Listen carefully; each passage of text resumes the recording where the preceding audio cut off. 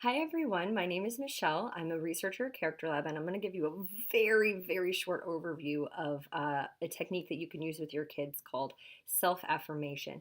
Self-affirmation is a technique that has been shown to close achievement gaps for uh, females in STEM classes and also Black and Latino students in math and in reading. It's a really quick writing exercise. It's only about 15 minutes long, and I'll tell you how researchers normally do it with students and with also adults and college students when they use it. So, first, they list a series of values, things like spending time with family, faith and religion, being creative, being fit, things like that. There's a whole list. And then they ask students to look at that list, circle and rank the values in that list that they think are important. And then finally, they ask students to write a paragraph about why those values are so important to them and a time when those values were particularly important to them. Now, this written exercise has been shown to, as I said, close achievement gaps. It's also been shown in adults to help affect permanent long term behavior change. So, for example, adults who are trying to quit smoking, when they pair this self affirmation technique along with planning how they're going to quit smoking, they're way more successful. So, there's a lot of really interesting implications for how you might be able to use this in your classroom.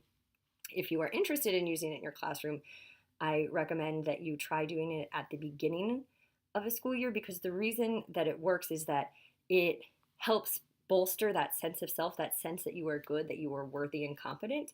And if you don't get people to have those thoughts about themselves early enough on, they might be too far down in a cycle where they're withdrawing, where they're ignoring information that's helpful, where they're just putting forth less effort. So it's important to try and start at the beginning of the school year, maybe even at the beginning of a transition. So beginning of middle school, beginning of high school, before they're too far down this cycle of just thinking they're not good enough to, so that the self-affirmation can kind of nip that in the bud. So if you want to try it, I would suggest doing it at the beginning of the school year.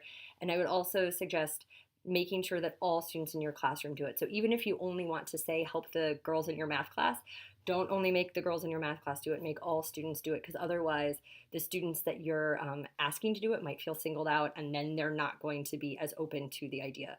Along those same lines, don't tell students that it will help them, because then again, it might be inadvertently closing them off to the fact that this activity could be helpful.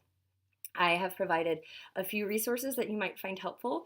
I have a journal article that goes way more in detail into all the different ways that self-affirmation has been used and all the different ways that it's been shown to be helpful. I've also provided an example of a self-affirmation exercise from Humboldt State University that you can use as a model and adapt for your classroom. And I've also provided a one-pager with some tips on how and when to use the self-affirmation. All right, good luck.